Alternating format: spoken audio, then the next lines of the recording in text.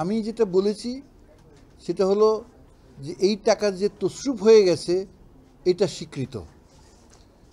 খালেদা জিয়ার পক্ষে যেটা বলা হয়েছিল সেটা হলো যে এই প্রাইম মিনিস্টার্স রিলিফ ফান্ড এই অ্যাকাউন্ট ওপেনিংয়ের সাথে ওনার কোনো রকম সম্পৃক্ততা নাই, এটাই ছিল ওনার প্লে।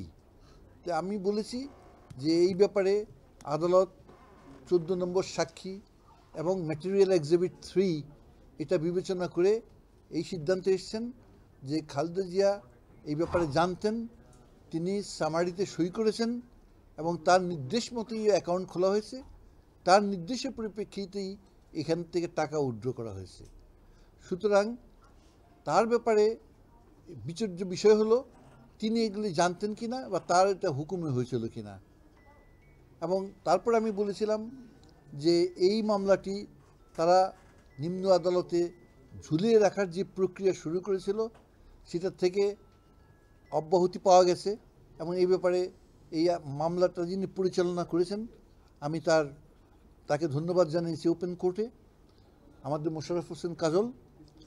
এবং আমি বলেছি যে এই মামলাটা নিম্ন আদালতে যে অবস্থা ছিল এই আদালতেও এটা দেরি করা হোক বা ড্র্যাগ করা হোক এটা আমরা চাই না।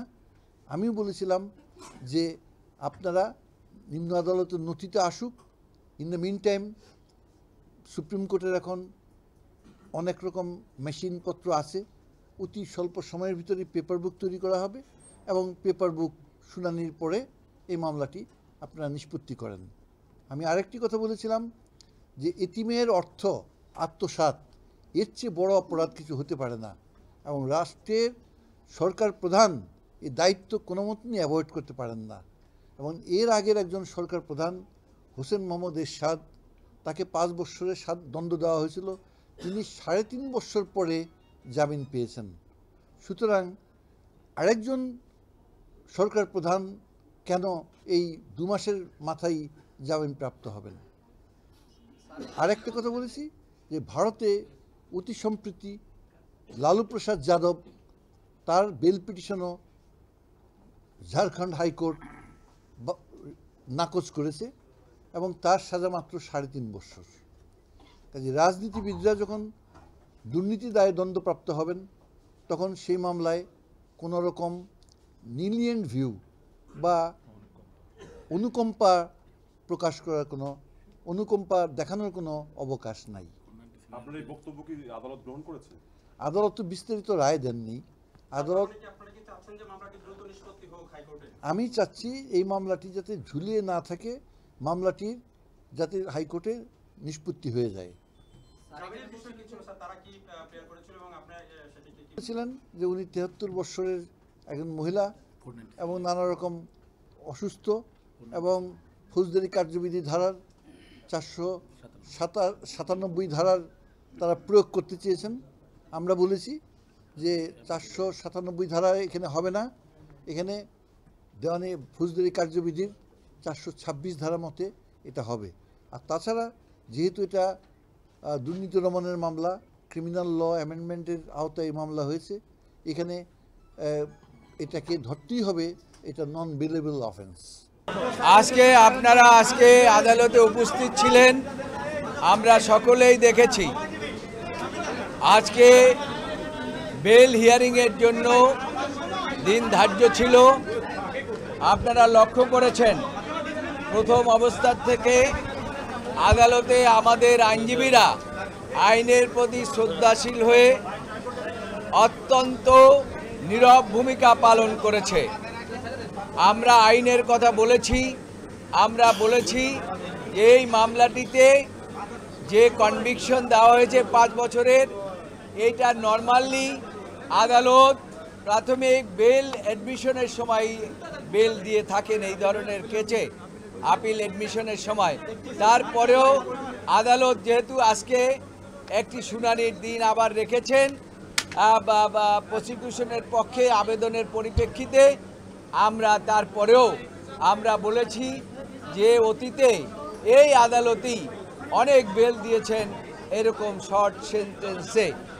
তার প্রতি উত্তরে আপনার মাননীয় অ্যাটর্নি জেনারেল কোনো আইনগত ব্যাখ্যা না দিয়ে, মামলার সাথে কোনো সম্পৃক্ততা না এনে যে বিষয়গুলো অ্যাপিলে হিয়ারিং করতে হয় এবং তিনি মেরিটে অনেকগুলো রাজনৈতিক কথা বলেছেন, যেটা মোটেও সমীচীন হয়নি।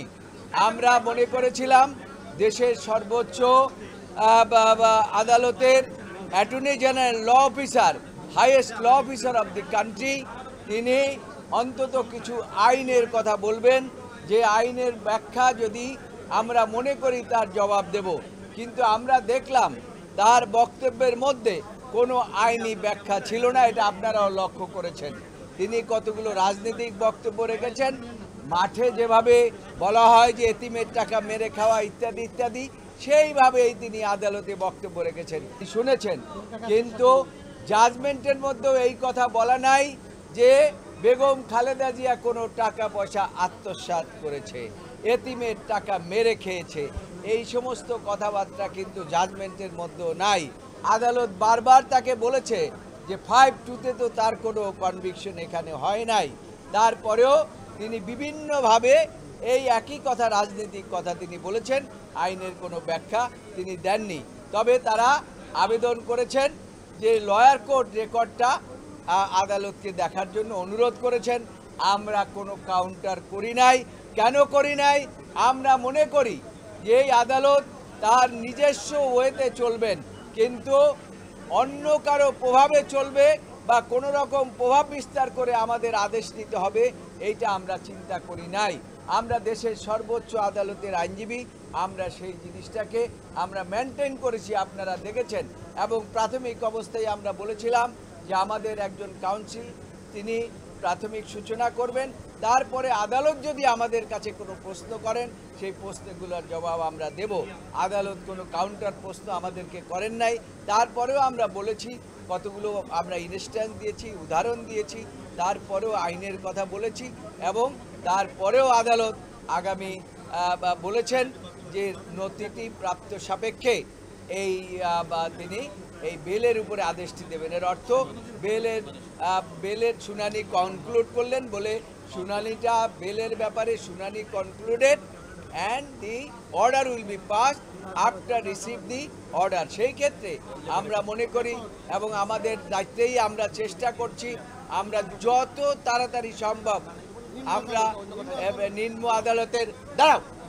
নিম্ন আদালতের নথিটি আমরাও আনার চেষ্টা করব এবং তারপরে আমরা এই আদালত থেকে আইনি লড়াইয়ের মাধ্যমে আমরা মনে করি আমাদের নেত্রী বেগম খালেদা জিয়া যতই রাজনৈতিক উদ্দেশ্য প্রণোদিতভাবে তাকে জেলে রাখার চেষ্টা করা হোক না কেন, হয়তো সাময়িকভাবে রাখতে পারবেন, কিন্তু ভবিষ্যতে দীর্ঘদিন এইভাবে অহেতুক জেলে রাখতে পারবেন না।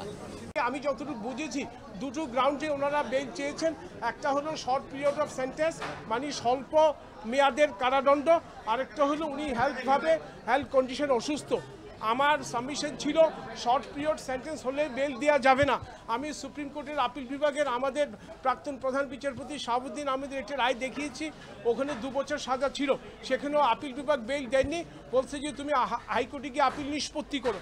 যদি দেখা যাচ্ছে আপিল নিষ্পত্তি করতে অনেক বেশি সময় লাগছে, তখন তুমি বেল দেখবা যদি তারা রেইজ করে। আমি সেই জাজমেন্টের উপর বেস করেছি। আরও একটি জাজমেন্ট আপিল বিভাগের, তার উপর আমি বেস করে বলেছি আপিল বিভাগ বলেছে আপিল নিষ্পত্তি করো বেইলের চাইতে। এই দুটো পয়েন্টে বলেছি। আর একটা পয়েন্টে ওনার প্যারাগ্রাফ 16-এ দেখিয়েছেন উনি খুব অসুস্থ, ওনার বয়স হলো 73, বয়স 73, এটা আমরা কনসিড করেছি, রায়ও 73 আছে।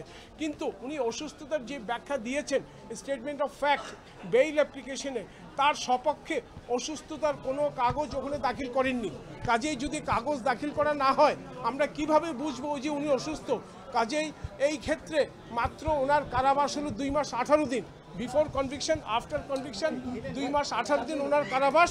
এই স্বল্প সংখ্যক 2 মাস 5 দিন, কাজে এই স্বল্প সংখ্যক মেয়াদে আপনার বেল দেওয়া সমীচীন হবে না। আমরা ঘোরতর আপত্তি জানিয়েছি। ওনারা বললেন যে 497 প্রোভাইসোতে বেল চেয়েছে, 497 আমরা বললাম প্রোভাইসো দুর্নীতি দমন কমিশনের মামলার ক্ষেত্রে অ্যাপ্লিকেবল না। তো আদালত অ্যাটর্নি জেনারেলকে শুনে আদালত আদেশ দিয়েছেন, মানে শুনানি সমাপ্ত, জামিনের দরখাস্ত এটার আদেশ হবে নিচের কোর্টের নথি